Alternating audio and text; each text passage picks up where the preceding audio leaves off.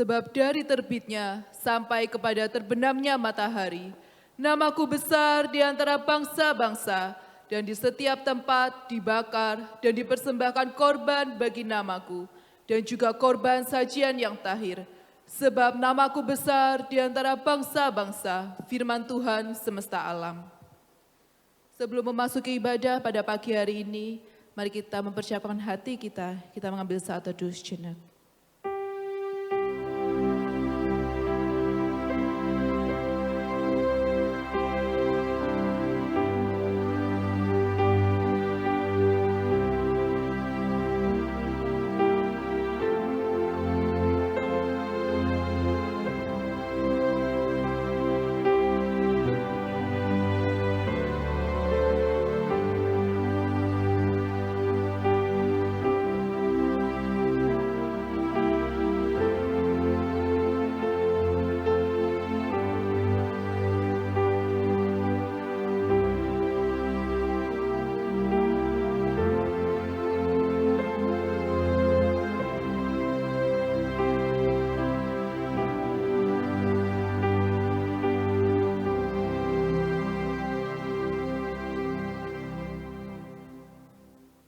Pertolongan kita datangnya dari Allah yang menciptakan langit dan bumi serta segala isinya, dan yang tidak pernah meninggalkan hasil perbuatan tangannya.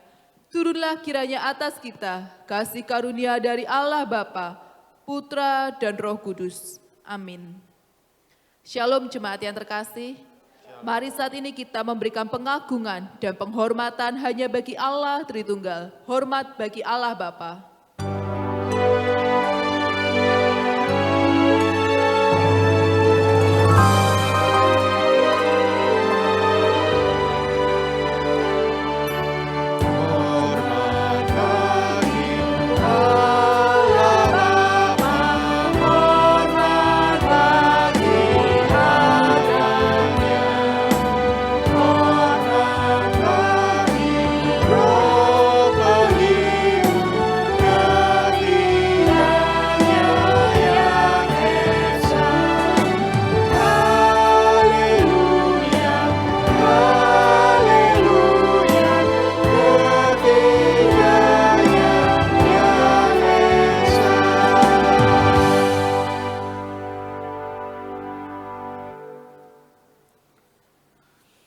Tuhan, ini pengakuan kami bahwa Engkau Allah yang besar, Allah yang agung, Allah yang mulia, Allah yang begitu mengasihi kami, bukan hanya menyelamatkan kami, tapi juga melimpahi kami dengan berbagai macam anugerah. Terima kasih Tuhan untuk kasih dan kebaikan Tuhan yang begitu besar bagi kami. Namun kami juga sadar di sisi lain bahwa kami seringkali meremehkan keagungan dan kebesaran Tuhan. Kami menganggap remeh karya penyelamatan Tuhan, dan kami hidup dengan cara hidup lama kami. Kami hidup bukan untuk memuliakan Tuhan, tapi seringkali kami hidup untuk kesenangan diri kami. Kami lupa bahwa kami harus menyenangkan Tuhan. Sebaliknya kami seringkali justru mendukakan Tuhan dengan pikiran, perkataan, maupun perbuatan kami. Kami lupa bahwa Tuhan memanggil kami untuk menjadi berkat bagi orang lain. Sebaliknya seringkali hidup kami menjadi sandungan bagi orang lain, menghalangi mereka melihat kasih dan kebaikan Tuhan. Tuhan, saat ini menyadari keberdosaan kami, menyadari kelemahan kami datang ke hadapan Tuhan dengan segala kerendahan hati kami. Kami mohon sebelum kami melangkah lebih jauh dalam ibadah kami, Tuhan boleh menyucikan, menguduskan kami, melayakkan kami datang ke hadapan Tuhan. Kuduskan kami Tuhan, supaya pujian kami boleh menjadi satu persembahan yang berkenan, yang harum di hadapan Tuhan. Layakkan kami, layakkan hidup kami, lembutkan hati kami, supaya ketika firman-Mu ditaburkan, hati dan hidup kami boleh menjadi tanah yang subur, yang menerima firman dengan sukacita, dan menghasilkan buah-buah untuk kemuliaan Tuhan. Tuhan berkati kami, berkati ibadah kami pada pagi hari ini. Pimpin jalannya ibadah kami dari awal, pertengahan, hingga akhirnya. Kami rindu tiap-tiap bagian ibadah kami boleh menjadi bagian yang berkenan dan memuliakan Tuhan. Ini doa kami Tuhan, di dalam nama Tuhan Yesus kami berdoa. Amin. Jemaat dipersilakan untuk duduk.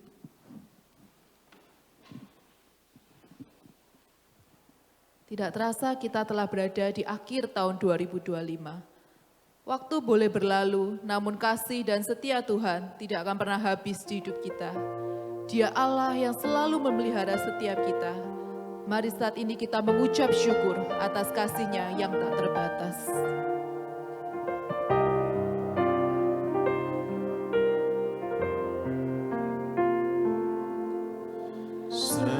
Semusim berlalu, namun Kau selalu pelihara aku. Kasih dan setiamu tak pernah layu di hidupku.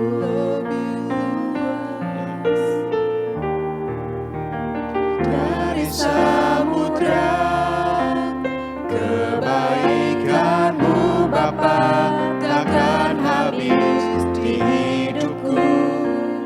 Lebih tinggi dari cakrawala, tak terbatas kasih-Mu. Sungguh ku bersyukur.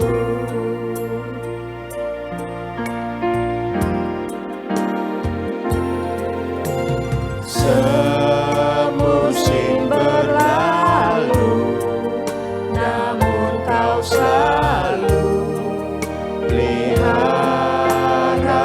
aku.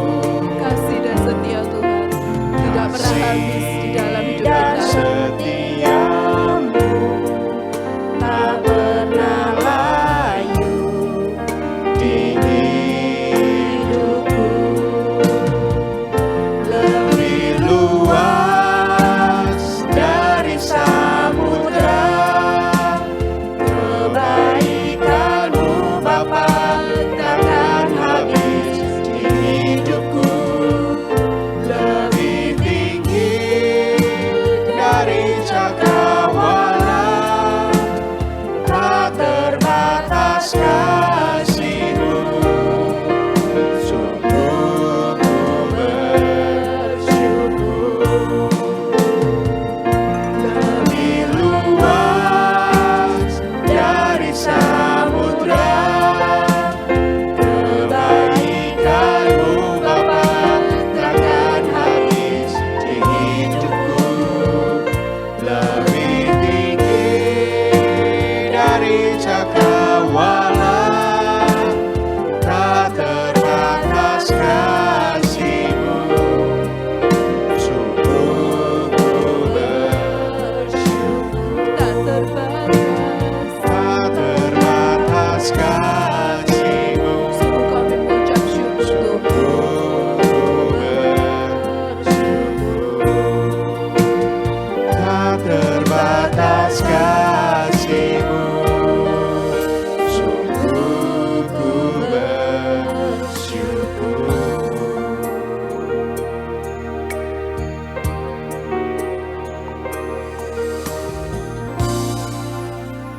Mari saat ini kita mau bersama-sama bersorak-sorai bagi Tuhan, memuji dan memuliakan namanya. Saya udah jemaat untuk bangkit berdiri, kita bertepuk tangan dan bersuka cita bagi Dia. Ku diberi kuasa.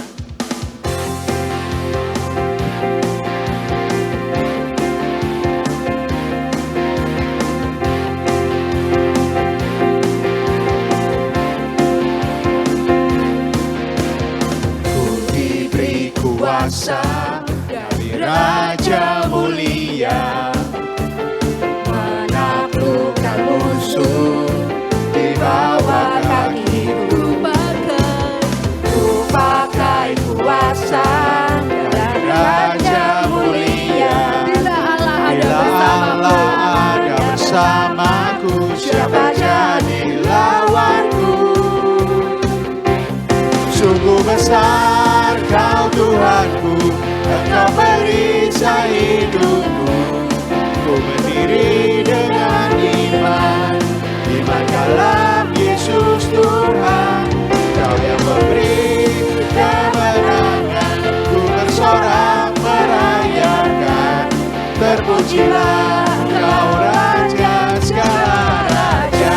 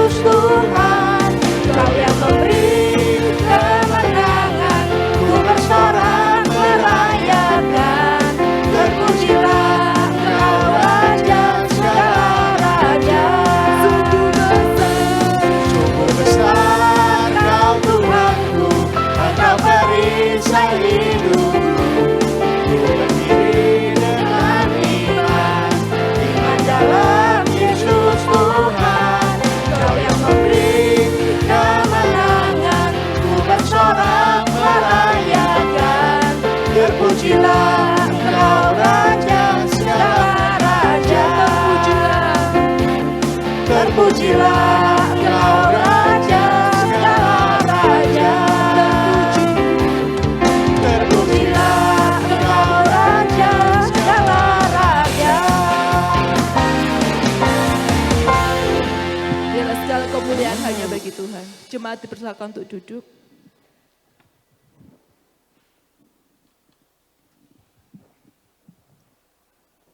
Hari-hari ke depan kita tidak tahu apa yang akan terjadi.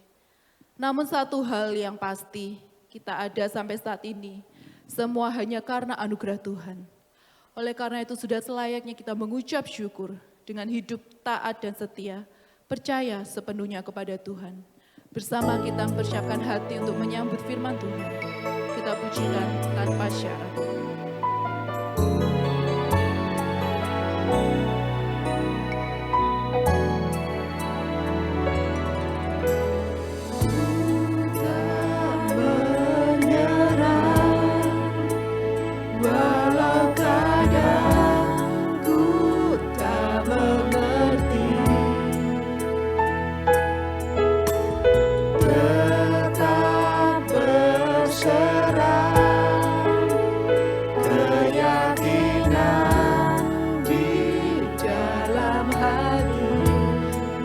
Rencana yang terbaik, rencana yang terbaik,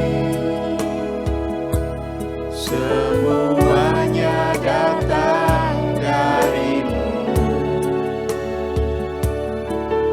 karena tanganmu memurnikanku, ku tetapkan hatiku, ku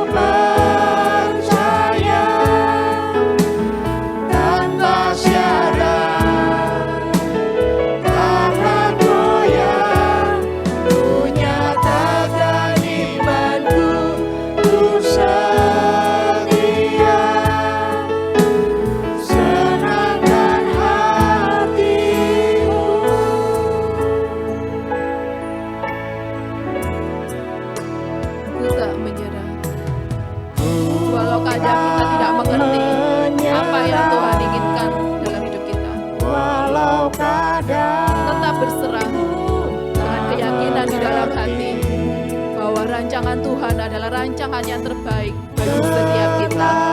Berserah, keyakinan di dalam hati, rencana yang terbaik, semuanya datang darimu, karena tangan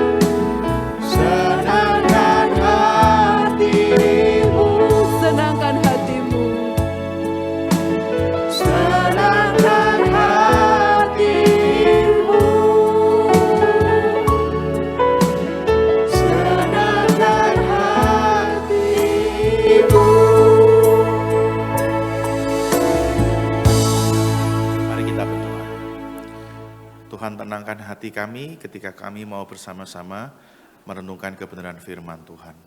Tolong setiap kami buka telinga kami, persiapkan hati kami, agar kami boleh mendengar, menerima dengan sukacita, dan juga menghidupi kebenaran firman-Mu. Tolong juga hamba-Mu di tengah segala keterbatasan, kelemahan, dan keberdosaannya. Sekali lagi kami berdoa Tuhan boleh bekerja melampaui keterbatasan hamba-Mu, memampukan hamba-Mu menyampaikan isi hati-Mu dengan baik. Tuhan, kami menyerahkan waktu pemberitaan firman ini ke dalam tangan Tuhan, pimpin dan sertai setiap kami, berbicaralah kepada kami secara pribadi, karena kami semua siap untuk mendengar. Ini doa kami, di dalam nama Tuhan Yesus kami berdoa. Amin. Silakan duduk Bapak Ibu. Ya, selamat pagi Bapak Ibu Saudara sekalian. Selamat pagi. Ya, senang sekali bertemu dengan Bapak Ibu di hari ini ibadah terakhir di tahun ini. Saya bersyukur bisa bertemu kembali dengan Bapak Ibu. Saya percaya ini anugerah dan juga kebaikan Tuhan bagi kita. Kita masih diberikan kekuatan, kesehatan, hidup untuk bisa bersama-sama beribadah. Bapak Ibu, hari ini kita akan merenungkan satu bagian firman Tuhan yang terambil dari Yeremia pasal 29 ayat yang ke-10 sampai yang ke-14. Yeremia pasal 29 ayat yang ke-10 sampai yang ke-14. Kalau sudah mendapatkannya, saya akan membacakan untuk Bapak Ibu Saudara sekalian. Yeremia 29 ayat yang ke-10 sampai yang ke-14. Begini bunyi firman Tuhan. Sebab beginilah firman Tuhan, apabila telah genap 70 tahun bagi Babel, barulah aku memperhatikan kamu. Aku akan menepati janjiku itu kepadamu dengan mengembalikan kamu ke tempat ini. Sebab aku ini mengetahui rancangan-rancangan apa yang ada padaku mengenai kamu, demikianlah firman Tuhan. Yaitu rancangan damai sejahtera dan bukan rancangan kecelakaan, untuk memberikan kepadamu hari depan yang penuh harapan. Dan apabila kamu berseru dan datang untuk berdoa kepadaku, maka aku akan mendengarkan kamu. Apabila kamu mencari aku, kamu akan menemukan aku. Apabila kamu menanyakan aku dengan segenap hati, aku akan memberi kamu menemukan aku, demikianlah firman Tuhan. Dan aku akan memulihkan keadaanmu dan akan mengumpulkan kamu dari antara segala bangsa, dan dari segala tempat kemana kamu telah kucerai beraikan. Demikianlah firman Tuhan, dan aku akan mengembalikan kamu ke tempat yang dari mana aku telah membuang kamu. Amin. Bapak Ibu, sekitar 20 tahun yang lalu, ada sebuah buklet yang diterbitkan di Indonesia. Buklet ini diterbitkan oleh sebuah lembaga yang namanya Fokus pada Keluarga. Lembaga ini merupakan kepanjangan dari sebuah lembaga di Amerika yang namanya Focus on the Family. Nah, buklet ini berjudul Ketika Tuhan Tidak Dapat Dimengerti, ditulis oleh seorang penulis dari Amerika namanya James C. Dobson. Dan buklet ini Bapak Ibu sebenarnya merupakan versi pendek dari buku yang ditulis oleh penulis yang sama, yang terbit tahun 93, kalau saya tidak salah. Nah, cuman apa yang menarik Bapak Ibu, judulnya ini, judul bahasa Inggrisnya, itu maknanya itu lebih tajam daripada terjemahannya. Jadi kalau tadi saya katakan bukletnya itu diterjemahkan judulnya Ketika Tuhan Tidak Dapat Dimengerti, gitu ya. Nah, judul bahasa Inggrisnya itu When God Doesn't Make Sense. God doesn't make sense itu bukan hanya bicara ketika Tuhan tidak dapat dimengerti, tapi bicara soal Tuhan yang melakukan sesuatu yang kayaknya menurut kita tuh absurd, tahu absurd ya, aneh, sesuatu yang kayaknya ini salah ini kayaknya enggak benar begitu ya. Sesuatu yang kita itu enggak habis pikir, kok bisa ya Tuhan melakukan hal itu. Nah, Bapak Ibu, buklet ini diterbitkan di Indonesia itu sekitar 20 tahun yang lalu, tepat setelah peristiwa tsunami.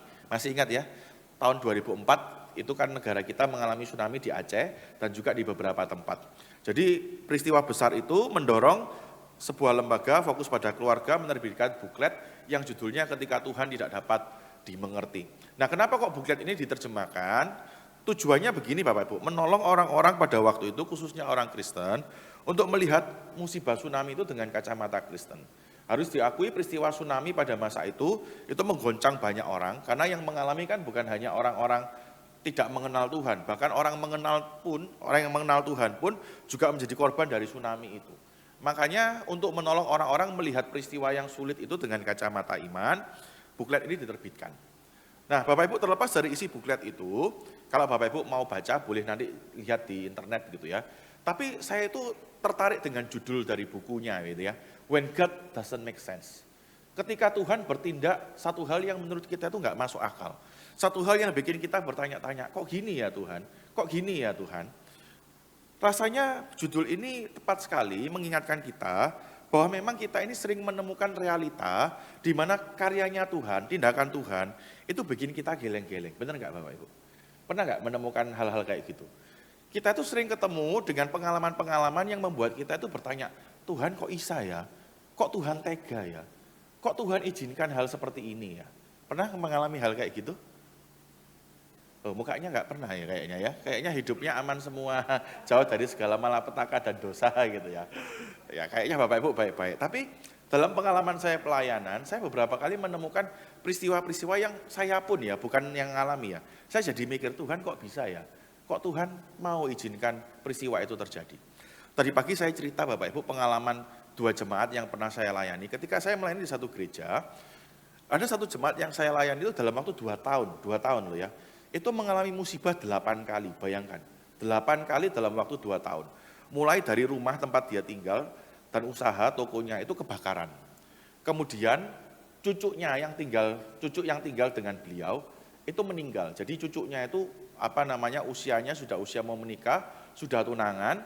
Kemudian suatu hari cucunya ini seorang perempuan pergi sama teman-temannya rafting di daerah Trawas, daerah Tretes. Rafting tahu ya, arung jeram itu loh. Yang naik perahu karet terus itu. Nah, si cucu ini ternyata nggak bisa renang. Ya sebenarnya nggak masalah sih, karena kan rafting itu biasanya pakai baju pengaman ya kan.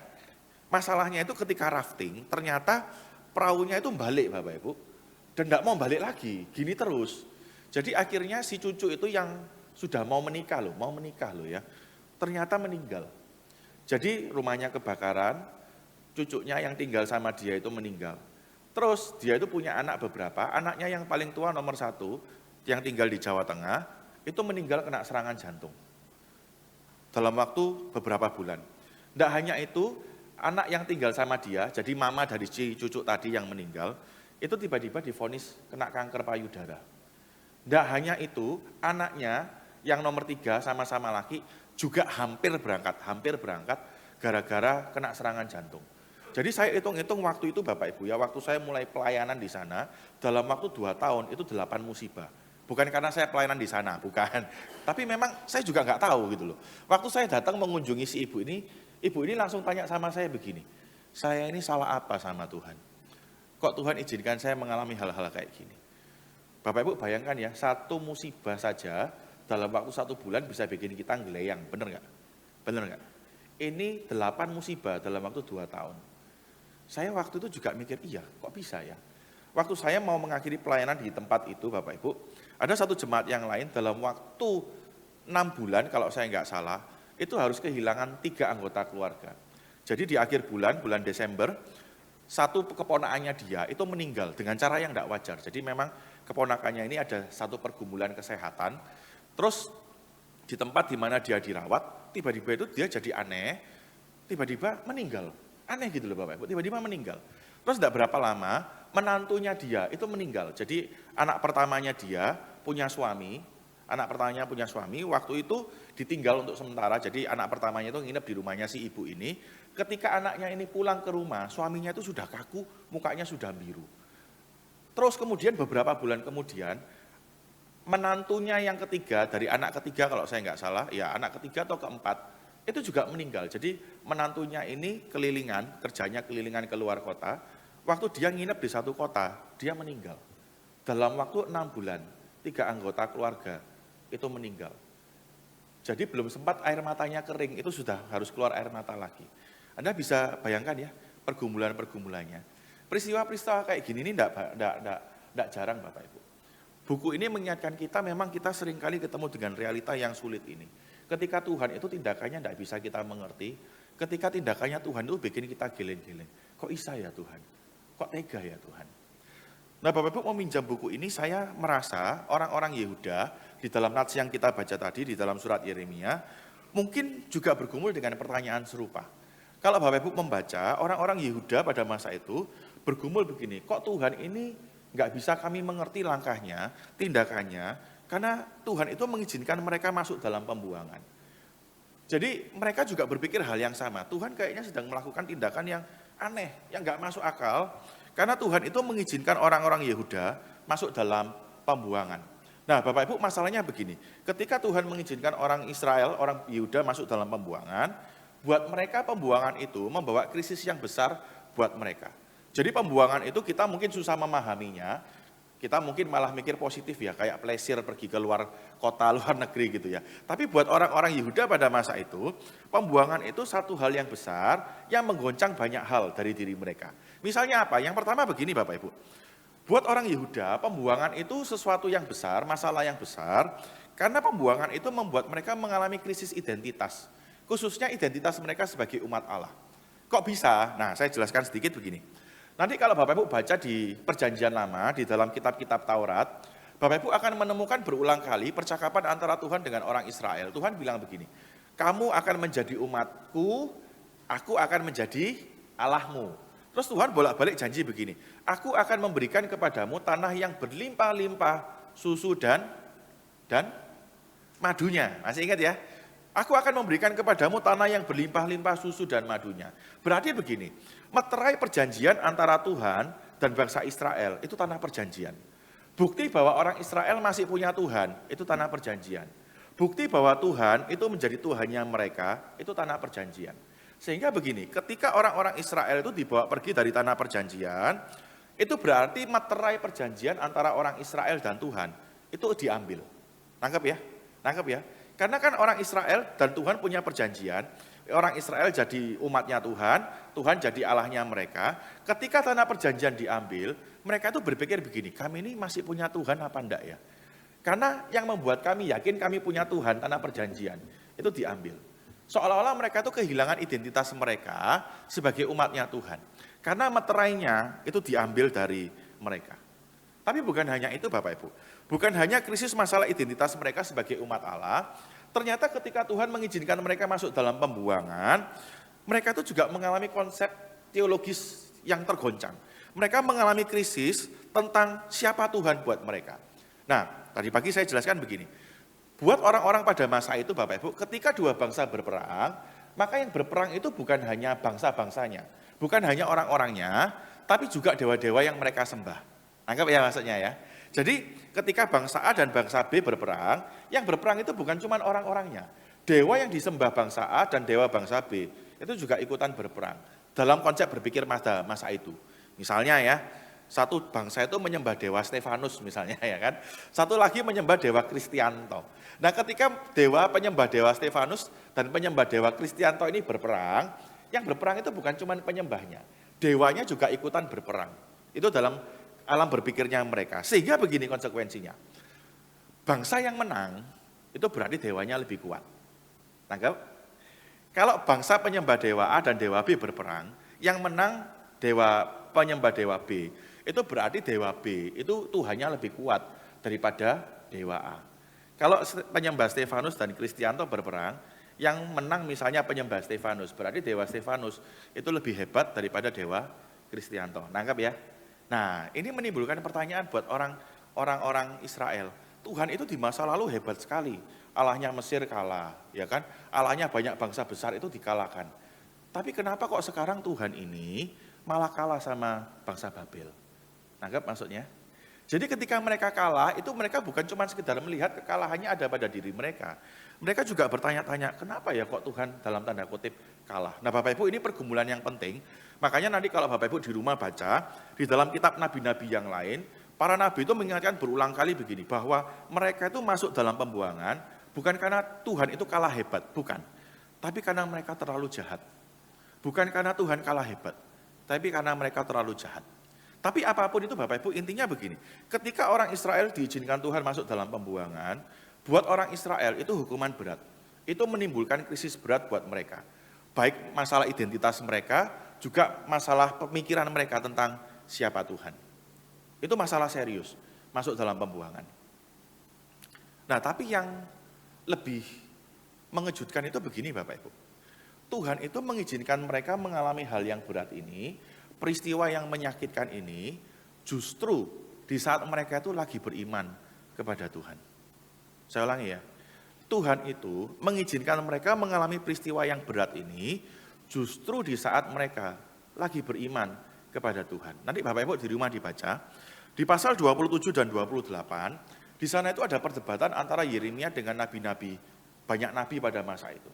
Jadi ketika orang-orang Yehuda diserang oleh bangsa Babel, hampir semua nabi itu bilang begini, kita akan menang, kita akan menang. Cuman satu nabi yang namanya Yeremia bilang, kita pasti kalah, kita pasti kalah. Terlepas memang kita tahu nanti kalau kita baca, para nabi ini bernubuat palsu. Tapi Bapak Ibu bayangkan, mayoritas nabi itu mengatakan sesuatu yang positif. Pasti secara moral, kalau kita jadi orang Yehuda pada masa itu, mental kita tuh pasti akan terangkat, benar nggak? Hampir semua orang mengatakan, kita pasti menang gitu ya. Hamba-hamba Tuhan yang kita anggap dengan Tuhan bilang, kita pasti menang. Pasti kan iman kita itu berapi-api, ya kan? Kita pasti menang. Kenapa? Semua hamba Tuhan bilang kita pasti menang. Cuman satu yang bilang kalah. Kita ini kan tertarik dengan suara mayoritas, ya enggak? Kalau mayoritas bilang menang, kita tuh pasti ikutan semangat, pasti menang, pasti menang. Nah tapi ternyata di saat semua nabi mengatakan kita pasti menang, di saat secara moral mereka itu punya keyakinan yang kuat pasti menang, dilalah moro-moro ujuk-ujuk tiba-tiba jeketek Bapak Ibu, mereka malah kalah. Mereka malah kalah. Jadi seibaratnya mereka tuh mungkin perangnya sudah nyanyi percaya saja gitu ya, percaya tanpa apa-apa gitu kan. Sudah beriman sama Tuhan akan memberikan kemenangan.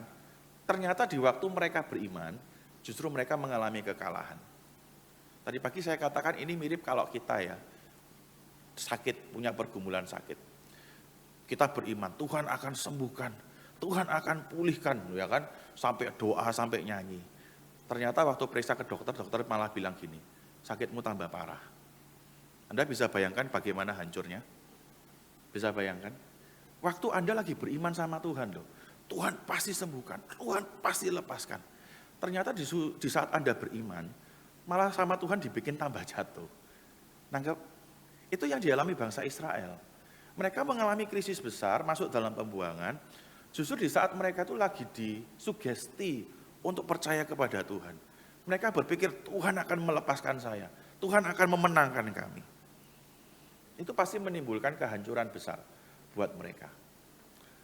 Nah Bapak Ibu, di tengah kebingungan itu, di dalam bagian yang kita baca tadi, Tuhan itu bicara lewat Yeremia. Tadi kita baca, Tuhan katakan begini, di ayat yang ke-11, Tuhan katakan begini, sebab aku ini mengetahui rancangan-rancangan apa yang ada padaku mengenai kamu. Demikianlah firman Tuhan, yaitu rancangan damai sejahtera dan bukan rancangan kecelakaan, untuk memberikan kepadamu hari depan yang penuh harapan. Bapak Ibu, Tuhan mulai dengan katakan begini, aku ini yang paling tahu. Di dalam bahasa Ibraninya Tuhan itu bilang begini, aku tahu. Seolah-olah Tuhan mau bilang begini, cuman aku yang paling tahu. Gak ada yang lain, gak ada yang lain. Jadi Tuhan mau bilang begini, Tuhan ini paling tahu apa yang dia sedang kerjakan atas diri umatnya. Tuhan itu mengerti apa yang dia kerjakan atas umatnya. Meskipun tindakannya itu kadang susah dipahami, susah dimengerti, tapi dia mau meyakinkan kepada orang-orang Yehuda, Tuhan tidak pernah merancangkan hal yang buruk bagi umatnya. Sebaliknya tadi kita baca, apa yang Tuhan rancangkan, itu ialah rancangan damai sejahtera yang berujung pada masa depan penuh harapan. Soalnya Tuhan mau bilang begini kepada bangsa Yehuda, di tengah ketidakmengertian mereka, karena ketika mereka makin beriman sama Tuhan, kondisinya makin jeblok, ya kan, makin percaya sama Tuhan, ternyata makin jatuh. Tuhan bilang begini, dalam rancangan Tuhan yang sulit dimengerti, dalam tindakan Tuhan yang seringkali sulit untuk kita pahami, ada satu penghiburan yang kita bisa pegang, bahwa Tuhan itu selalu punya tujuan yang sama, damai dan harapan bagi umatnya. Atau dengan kata lain sederhananya begini Bapak Ibu, ketika orang-orang Yehuda itu bergumul tentang kebaikan Tuhan dan langkahnya Tuhan, karena Tuhan itu justru mengizinkan mereka hancur di saat mereka beriman, Tuhan cuma mau bilang jawaban yang sederhana kepada mereka, aku tahu yang terbaik untuk kalian. Ketika Tuhan tidak bisa dimengerti karyanya, tidak bisa dimengerti rencananya, tidak bisa dimengerti tindakannya, Tuhan cuma mau bilang kepada mereka satu jawaban yang sederhana. Aku tahu yang terbaik untuk kalian. Bapak Ibu, saat ini mungkin ada di antara Bapak Ibu yang juga bergumul sama seperti orang-orang Yehuda. Mungkin Bapak Ibu juga bertanya-tanya, kok gini ya Tuhan? Kok gini ya Tuhan? Mungkin judul bukunya tadi, When God Doesn't Make Sense, itu relate dengan Bapak Ibu. Iya, saya lagi ngalami satu hal yang gak habis pikir. Kok Tuhan rela? Kok Tuhan tega izinkan saya mengalami hal ini? Bapak Ibu, kabar baiknya begini, jawaban Tuhan terhadap bangsa Yehuda itu juga menjadi jawaban Tuhan kepada kita semua. Di tengah ketidaktahuan kita tentang apa yang Tuhan sedang kerjakan, Tuhan cuma mau bilang satu hal yang sederhana, yang harusnya kita ingat baik-baik. Aku tahu yang terbaik. Karya Tuhan tidak bisa dimengerti, tapi Tuhan paling tahu yang terbaik buat kita. Bapak Ibu, kita memang nggak selalu mendapatkan jawaban. Kita nggak selalu dapat jawaban, kenapa kok Tuhan izinkan kita mengalami ini dan itu. Tapi percayalah, mempercayai bahwa Tuhan tahu yang terbaik, itu akan memberikan kelegaan buat kita. Mengingat bahwa Tuhan tahu yang paling baik, itu yang bikin kita bisa tidur dengan nyenyak kok, benar nggak ya? Itu yang bikin kita bisa tidur dengan nyenyak. Kita nggak selalu menemukan jawaban, nggak selalu menemukan jawaban. Bapak Ibu, ada sebuah cerita tentang seorang misionaris, ini kisah nyata, pernah terjadi. Ada satu misionaris itu, dia pernah berencana untuk misi ke sebuah suku pedalaman gitu ya, suku pedalaman yang bahasanya itu masih itu gitu. Saya itu dulu Bapak Ibu juga berpikir hal yang sama, dulu ya. Jadi saya itu dulu waktu sekolah teologi, saya itu ya maklum ya, namanya remaja masih agak-agak labil. Saya sekolah teologi itu punya harapan ingin meneruskan pelayanannya papi saya, karena papi saya seorang pendeta. Tapi di tengah jalan saya sempat berpikir, kayaknya mungkin saya bisa ya jadi misionaris gitu ya. Saya sempat berpikir, jadi saya itu pengen bermisi ke suku pedalaman yang ngomongnya masih huha gitu ya. Nah, tapi konsekuensinya ya nggak bisa nikah kalau kayak gitu kan ya. Cuman setelah bergumul lama, kayaknya Tuhan tahu saya terlalu ganteng untuk nggak menikah begitu ya. Jadi nggak jadi dipanggil ke suku pedalaman. Nah, tapi ada satu misionaris yang waktu itu dia mau bermisi ke satu suku yang terpencil begitu ya. Dia mencoba mempelajari banyak hal tentang suku itu. Dia persiapkan baik-baik selama kurang lebih 2 tahun. 2 tahun. 1 bulan sebelum dia berangkat bermisi, dia kecelakaan. 1 bulan sebelum dia berangkat bermisi, dia kecelakaan. Kecelakaannya cukup hebat kecelakaannya. Ada beberapa luka, termasuk salah satunya semua giginya itu habis Bapak Ibu. Semua giginya habis sehingga dia harus pakai gigi palsu. Waktu itu dia bertanya-tanya, Tuhan, saya ini loh mau melayani Tuhan, saya mau bermisi, saya mau mengerjakan panggilannya Tuhan. Kok Tuhan izinkan saya ngalami hal kayak gini? Dia enggak tahu apa alasannya. Sampai akhirnya waktu dia berangkat Bapak Ibu, ternyata ada satu hal yang dia enggak tahu tentang suku yang dia mau injili. Suku yang dia mau injili ini ternyata kanibal. Tahu kanibal ya? Makan orang gitu ya. Waduh, dia enggak tahu gitu ya kan. Dan dia begitu datang itu ditangkap Bapak Ibu. Dia ditangkap, sampai akhirnya setelah beberapa hari dia ditangkap, ditaruh di kerangkengan itu, sukunya itu rencananya, orang-orang suku itu rencananya mau masak dia. Mau dibunuh, mau dimasak gitu loh ya. Misionaris asam manis gitu lah ya kan ya. Mau dimasak gitu. Terus sukunya ini masih cukup baik, ditanya, permintaan terakhirmu apa gitu lah. Nah dia itu dengan polosnya ya, karena dia kan pakai gigi palsu. Dia bilang, saya mau gosok gigi deh, nggak enak semua ini gitu ya. Nah Bapak Ibu ketika dia gosok gigi, tadi kan saya bilang giginya itu hancur semua sehingga dia pakai gigi palsu. Jadi waktu gosok gigi, giginya itu dikeluarin gini, terus digosok gini Bapak Ibu. Orang-orang satu suku itu jadi kaget. Wih, ini orang giginya bisa dikeluarin ini. Ini bukan manusia biasa, ini pasti dewa. Bapak Ibu tahu dari rencana awal dia jadi misionaris asam manis itu ya. Ternyata itu justru jadi cara Tuhan membuat dia bisa memberitakan Injil dengan baik. Coba bayangkan seandainya Tuhan tidak bikin dia kecelakaan. Dia dimasak sungguhan, benar nggak? Rasanya tidak bisa mengerti. Tapi ternyata di balik rencananya tidak bisa mengerti. Ada satu hal yang baik yang Tuhan sediakan buat dia. Nah problemnya gini, seringkali kita tidak tahu apa hal yang baik yang Tuhan mau datangkan. Kita seringkali nggak tahu. Tapi Bapak Ibu ingat baik-baik, Tuhan tahu yang paling baik yang dia sedang kerjakan di hidup kita. Dia tahu yang paling baik. Meskipun mungkin kita belum menemukan jawabannya, tapi percayalah Tuhan mau bilang kepada kita, Tuhan tahu yang paling baik. Tadi pagi saya cerita tentang waktu Pangeran Charles sama Putri Diana menikah begitu ya. Waktu itu Bapak Ibu, mereka itu buat gambar yang besar, lukisan yang besar. Pangeran Charles dan Lady Di itu dibuat lukisan yang besar. Kalau saya nggak salah itu sekitar panjangnya 20 meter, tingginya itu sekitar 9 meter. Besar sekali. Saking besarnya itu lukisan itu tidak bisa dilukis di dalam ruangan. Harus dilukis di luar ruangan, di atas gedung. Nah setelah si pelukisnya itu melukis Bapak Ibu, karena dia kan melukis sesuatu yang besar toh ya. Jadi kan nggak bisa ngelihat. Sehingga kalau Anda setelah melukis sesuatu yang besar, Anda mau lihat hasil akhirnya, yang harus Anda lakukan apa? Ya mundur, menjauh, benar nggak? Benar nggak? Ya kan? Karena kalau dekat kan nggak kelihatan keseluruhan. Jadi Anda harus mundur supaya Anda bisa melihat secara luas gambarannya itu gimana, bagus atau enggak. Nah, si pelukisnya itu dia mundur, dia itu lupa dia itu ada di atas gedung. Dia mundur terus enggak sadar, 2-3 langkah dia mundur lagi, dia jatuh, dia mati. Terus di saat itu temennya itu naik mau melihat dia, dan temennya tahu 2-3 langkah lagi dia turun, dia mundur, dia bakal mati. Nah kalau Bapak Ibu jadi temennya, apa yang Bapak Ibu lakukan? Nangkap ceritanya ya. Anda lihat teman Anda itu mundur karena lihat lukisannya, tidak sadar 2-3 langkah lagi mundur, mati dia, jatuh gitu loh. Biasanya yang kita lakukan apa? Refleks. Bengok ya, woi gitu. Ya kan? Nah kalau orangnya kaget, woi, terus melok jatuh ke belakang, ya podo ae, ya kan? Podo mati nih kan kayak gitu toh. Temannya ini pinter. Yang dilakukan dia, lukisannya tuh dipukuli kayak dirusak gitu loh. Akhirnya si pelukis ini dari mundur, dia jadi maju. Terus dia marah-marah sama temennya, kamu ini merusak lukisan.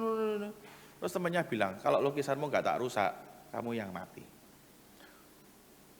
Kadang-kadang itu ya di tengah ketidaktahuan kita, ada hal-hal yang mungkin Tuhan seolah dalam tanda kutip rusak dari hidup kita.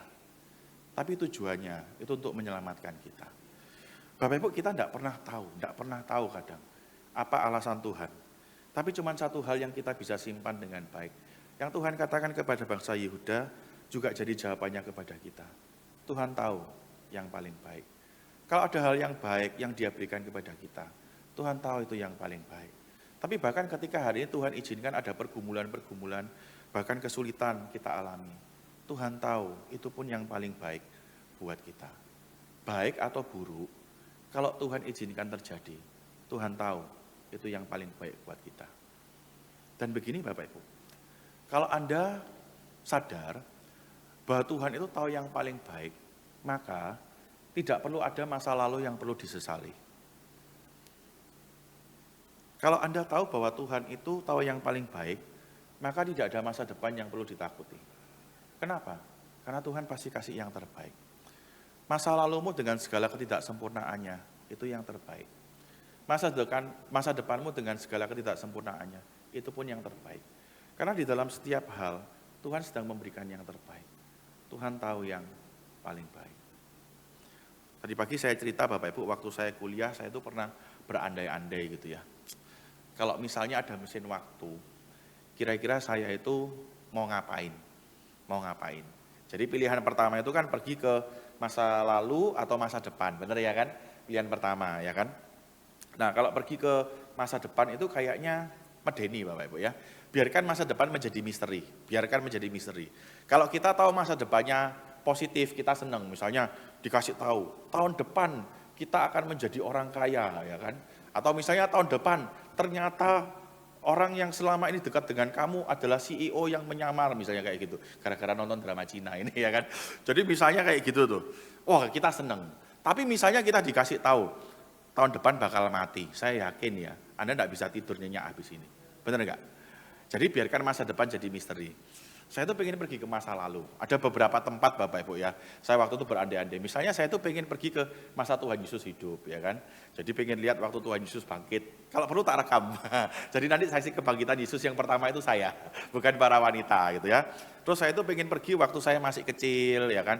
Kenapa? Karena kan orang Jawa itu pernah bilang cilike lucu gedene ganteng ya kan. Nah gedene ganteng kayak gini kan penasaran toh cilike lucunya kayak gimana ya kan. Saya penasaran juga gitu. Termasuk salah satunya Bapak Ibu, tiba-tiba saya teringat pengalaman-pengalaman saya di masa lalu. Ada pengalaman-pengalaman yang tidak enak yang Tuhan izinkan saya alami. Saya cerita, saya itu pernah di dalam satu retreat, saya itu dimaki-maki di mukanya orang banyak, sungguhan. Jadi sudah dibilang anaknya pendeta, tit, disensor ya. Anaknya pendeta, tit, disensor gitu. Saya tuh waktu itu malu Bapak Ibu, malu sungguhan. Kalau bisa kepala ini tak coplok, tapi masalah ini nggak bisa. Settingannya sudah kayak gini nggak bisa dicoplok. Saya juga ingat saya pernah mengalami masa-masa yang nggak enak ini, masa ini nggak enak dan seterusnya. Terus saya itu tiba-tiba tanya sama diri saya, kalau misalnya ada mesin waktu dan saya bisa pergi ke masa lalu, kira-kira apakah saya akan mengubah masa lalu yang nggak enak itu? Kalau Bapak Ibu kira-kira mau mengubah nggak? Mau mengubah nggak? Yang mau, ayo coba angkat tangan. Oh, ada yang mau. Yang nggak mau? Oh, yang pengen cepat pulang. Semuanya ini, soalnya nggak mau ngangkat, sedang mari gitu ya. Saya waktu itu bergumul, terus saya ambil keputusan gini. Kalau ada mesin waktu ya sudah tak preteli, dirombeng, dijual lah ya. Duitnya buat kita makan-makan ya, gitu ya. Saya memilih tetap jadi Stefanus yang pernah dihina di depan orang banyak. Saya pernah memilih jadi Stefanus yang dulu pernah gagal, menjadi Stefanus yang dulu pernah disakiti, atau mungkin melakukan banyak kebodohan itu. Kenapa Bapak Ibu? Karena saya tahu di dalam setiap hal yang Tuhan izinkan itu, Tuhan membentuk saya sebagaimana saya ada saat ini. Dan saya yang ada saat ini, itu saya yang terbaik di mata Tuhan. Kalau Tuhan sudah tahu itu yang terbaik, maka nggak ada masa lalu yang perlu disesali. Kalau Tuhan tahu yang terbaik, nggak ada masa depan yang perlu ditakuti. Tuhan tahu yang terbaik kok. Baik atau buruk, kalau Tuhan izinkan itu terjadi, Tuhan tahu itu yang paling baik. Dan ini yang bisa bikin kita tidur nyenyak. Tuhan pasti kasih yang paling baik. Nggak mungkin yang nggak baik, pasti kasih yang paling baik. Bapak Ibu, beberapa hari lagi kita akan mengakhiri tahun 2025 ini. Kita nggak tahu 2026 akan menyediakan kejutan apa buat kita. Kita nggak pernah tahu. Mungkin di tahun yang akan datang, kita akan kembali mempertanyakan pertanyaan ini. When God doesn't make sense. Kenapa ya Tuhan? Kenapa ya Tuhan? Kenapa ya Tuhan? Bapak Ibu, mungkin saya nggak bisa memberikan jawaban, Pak Soleman nggak bisa memberikan jawaban, Tuhan juga mungkin nggak selalu memberikan jawaban, ya kan? Di dalam kisahnya Ayub, Tuhan nggak kasih jawaban kok. Tapi satu hal, meskipun tidak ada jawaban, meskipun belum terlihat, satu hal yang harus kita pegang, Tuhan tahu yang paling baik. Tuhan tahu yang paling baik. Baik atau buruk, kalau Tuhan izinkan itu terjadi, Tuhan tahu itu yang paling baik. Sehingga sekali lagi, tidak ada masa lalu yang perlu disesali, itu yang terbaik. Tidak ada masa depan yang perlu ditakuti, Tuhan pasti akan kasih yang terbaik. Kita nggak tahu kejutan apa yang Tuhan akan kasih, tapi keyakinan bahwa Tuhan tahu yang paling baik, itu harusnya yang kasih kita penghiburan. Kasih kita kekuatan untuk menjalani hari-hari kita ke depan. Tidak ada yang perlu disesali dari masa lalu, tidak ada yang perlu ditakutkan dari masa depan. Karena alasan yang sederhana, Tuhan tahu yang terbaik. Tidak semua hal Tuhan akan jelaskan, tidak semua kebaikannya akan bisa kita pahami, tapi satu hal yang Tuhan mau katakan, Tuhan tahu yang terbaik. Mari kita tundukkan kepala.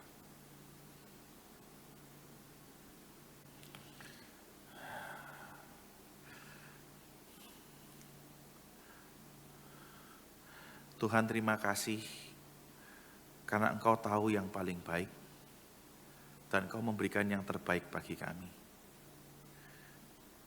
Menghadapi waktu yang akan datang, kami tidak pernah tahu kejutan apa yang akan kami alami. Kami berharap ada banyak kebaikan yang kami boleh rasakan. Tapi bukan tidak mungkin, kami mungkin harus kembali bertanya-tanya, mengapa Tuhan? Mengapa Tuhan? Mengapa ini harus terjadi? Tuhan, dalam ketidaktahuan kami, kiranya Tuhan terus mengingatkan kami satu jawaban yang sederhana yang Tuhan berikan kepada bangsa Yehuda.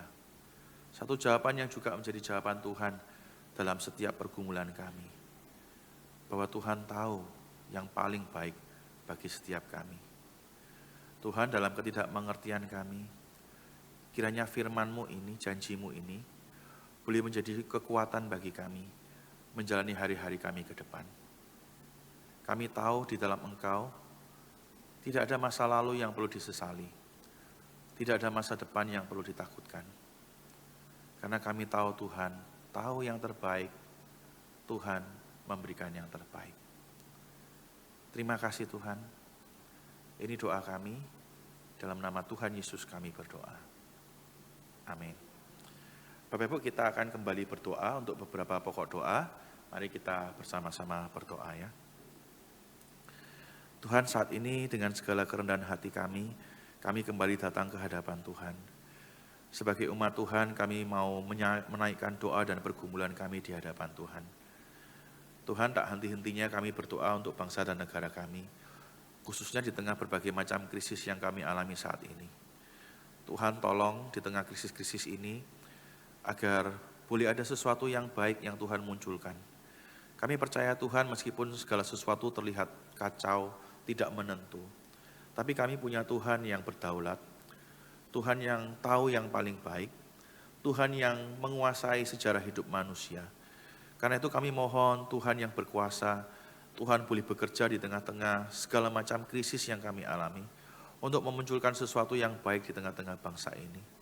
Berkati bangsa ini Tuhan, karena kami rindu melihat lebih banyak hal yang baik muncul di tengah bangsa ini.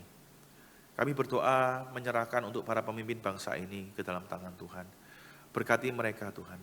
Para pemimpin dari yang tertinggi hingga yang terendah, Tuhan berikan mereka hikmat, sehingga mereka boleh mengambil keputusan-keputusan yang tepat ketika mereka memimpin. Berikan mereka rasa takut kepada Tuhan, sehingga setiap pilihan dan keputusan yang mereka ambil bukan didasarkan karena motif kepentingan tertentu, keuntungan diri sendiri, atau kepentingan golongan tertentu. Tapi mereka benar-benar memikirkan kepentingan orang banyak, memikirkan bagaimana bisa membawa kebaikan bagi masyarakat. Tolong juga mereka untuk punya hati yang tulus Tuhan, sehingga mereka bukan hanya memikirkan diri sendiri, tapi benar-benar mereka punya empati, punya rasa peduli, khususnya terhadap kesulitan yang dihadapi oleh begitu banyak masyarakat. Berkati para pemimpin bangsa ini Tuhan, berikan mereka rasa takut kepada Tuhan, ingatkan mereka bahwa suatu hari mereka akan berdiri di hadapan Tuhan untuk mempertanggungjawabkan setiap hal yang mereka lakukan. Kami juga berdoa mengingat anak-anak Tuhan yang Tuhan percayakan ada di dalam pemerintahan. Tuhan tolong mereka Tuhan. Tolong mereka supaya mereka tidak larut dalam kerusakan dunia. Tapi mereka justru boleh menghadirkan terang dan kebenaran Tuhan di tengah-tengah lingkungan pemerintahan. Ampuni mereka ketika mereka justru rusak sama seperti orang-orang yang tidak mengenal Tuhan. Sama-sama melakukan korupsi, sama-sama menyalahgunakan kekuasaan, sama-sama menindas orang. Tuhan ampuni mereka. Tapi kami berdoa, tegur mereka Tuhan, ingatkan mereka bahwa Tuhan menempatkan mereka di sana untuk membawa terang, damai dan kebaikan bagi lebih banyak orang. Kami juga menyerahkan diri setiap kami, masyarakat Indonesia Tuhan. Meskipun kami tidak punya posisi penting, kami mungkin hanya masyarakat biasa, tapi tolong kami melalui cara kami hidup, cara kami bekerja, cara kami melakukan setiap hal sehari-hari, supaya cara kami hidup Tuhan juga boleh menampilkan terang Tuhan. Kami rindu Tuhan sekecil apapun terang itu, kami mau menghadirkan terang Kristus di tengah-tengah bangsa ini. Supaya di tengah-tengah kegelapan yang menyelimuti bangsa ini, ada lebih banyak orang boleh melihat bahwa hanya di dalam Kristus ada harapan, bahwa hanya di dalam Kristus ada pemulihan. Berkati bangsa ini Tuhan, kami rindu ada lebih banyak hal yang baik yang boleh Tuhan hadirkan di tengah-tengah bangsa ini. Tuhan, kami juga berdoa menyerahkan untuk gereja Tuhan di tempat ini. Kami bersyukur Tuhan untuk keberadaan komunitas di tempat ini. Berkati gerejamu di tempat ini. Setiap hal yang dibutuhkan Tuhan yang boleh cukupkan. Kami sadar kami hidup di dalam situasi yang tidak mudah. Tapi kami percaya gereja ini miliknya Tuhan. Maka setiap hal yang dibutuhkan gereja ini Tuhan pasti akan cukupkan. Berkati para pemimpin yang sudah Tuhan percayakan ada di tempat ini. Untuk gembala sidang di tempat ini, para hamba Tuhan, untuk para pengurus juga, Tuhan berikan mereka kerjasama yang baik, saling mengasihi, ikat mereka dalam kasih Tuhan, sehingga mereka boleh bergandeng tangan memberikan yang terbaik untuk memajukan pekerjaan Tuhan di tempat ini.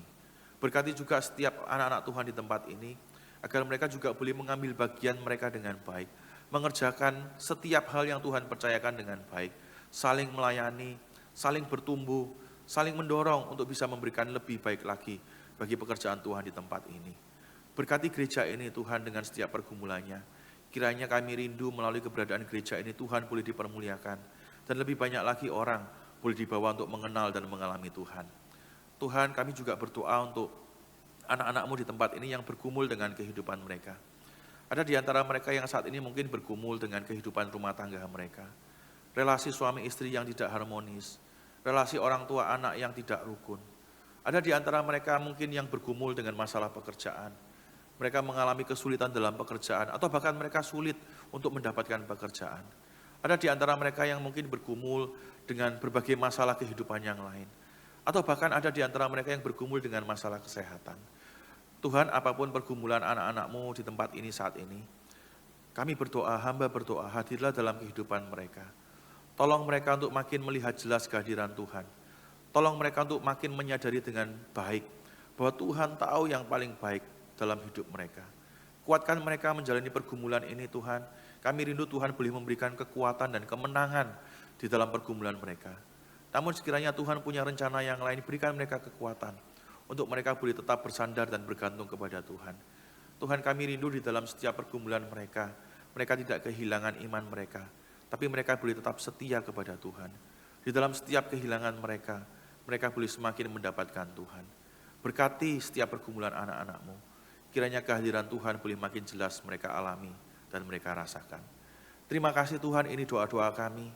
Kami bersyukur karena Tuhan bukan hanya mendengar doa kami, tapi Tuhan selalu punya jawaban yang jauh lebih indah, jauh lebih bijak, jauh lebih mulia dari apa yang bisa kami minta dan doakan. Ini doa kami yang kami naikkan di dalam nama Tuhan dan Juru Selamat kami, Tuhan Yesus Kristus. Amin. Bapak Ibu, saya undang Bapak Ibu bangkit berdiri. Kita akan mengikrarkan pengakuan iman kita seturut dengan pengakuan iman rasuli. Pengakuan iman rasuli, aku percaya kepada Allah, Bapa yang Maha Kuasa, Khalik langit dan bumi, dan kepada Yesus Kristus anaknya yang tunggal Tuhan kita, yang dikandung dari Roh Kudus, lahir dari anak darah Maria, yang menderita sengsara di bawah pemerintahan Pontius Pilatus, disalibkan, mati dan dikuburkan, turun ke dalam kerajaan maut. Pada hari yang ketiga, bangkit pula dari antara orang mati, naik ke surga, duduk di sebelah kanan Allah, Bapa yang Maha Kuasa. Dan dari sana Ia akan datang untuk menghakimi orang yang hidup dan yang mati. Aku percaya kepada Roh Kudus, gereja yang kudus dan am, persekutuan orang kudus, pengampunan dosa, kebangkitan tubuh, dan hidup yang kekal. Amin. Silakan duduk, Tuhan memberkati.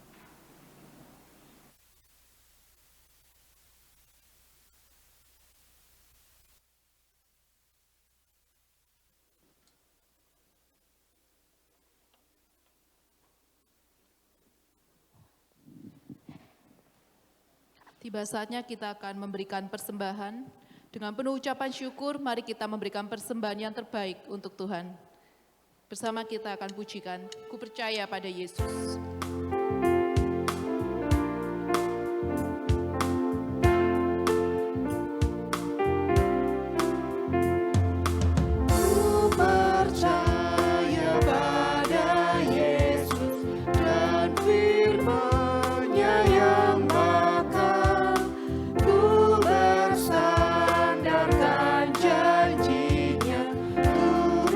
Sabda yang mulia.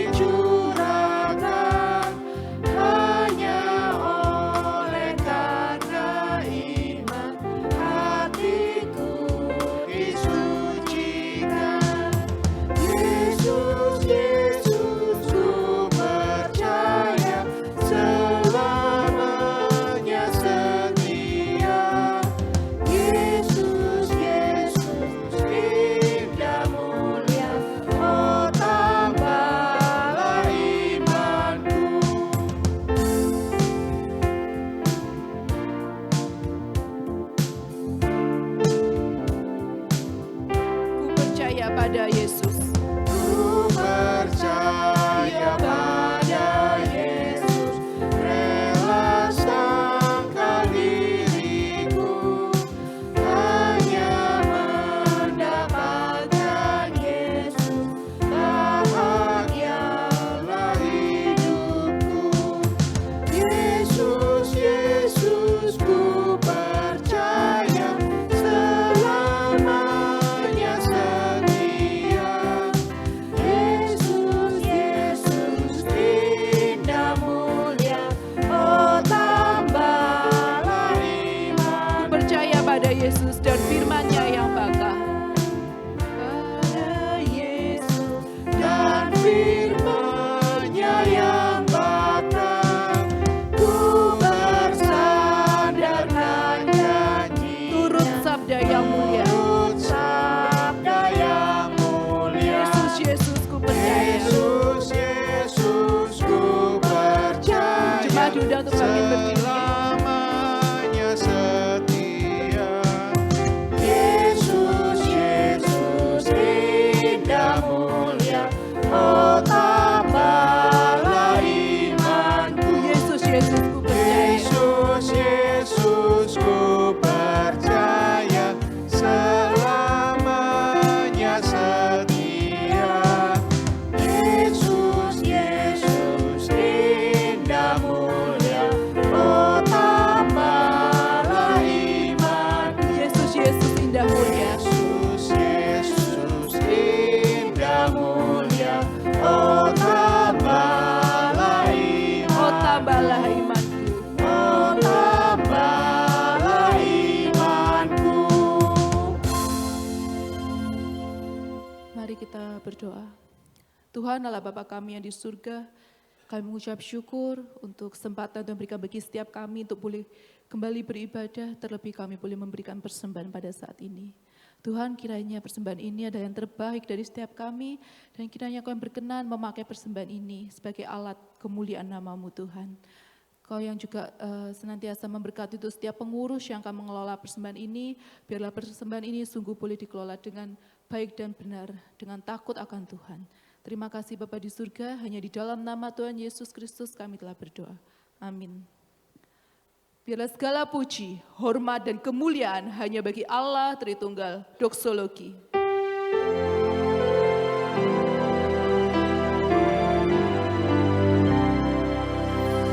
Puji Allah, sumber berkat, puji Dia semua ciptaannya, puji Dia para malaikat, Bapa, Putra, dan Roh Kudus.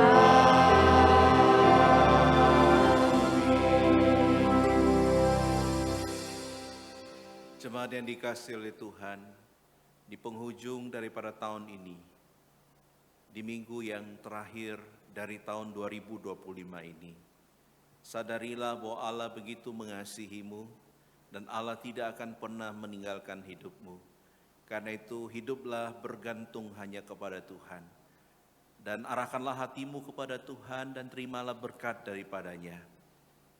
Kiranya kasih karunia daripada Allah Bapa, kekuatan dan penopangan dari Tuhan kita Yesus Kristus, anugerah dan penghiburan daripada Allah Roh Kudus, kiranya memberikan hari depan yang penuh harapan bagi saudara dan saya, mulai saat ini sampai selama-lamanya. Amin.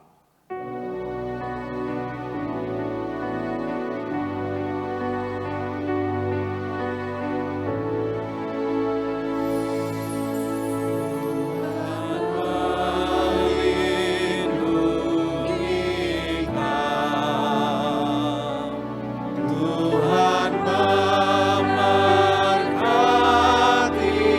kau, kiranya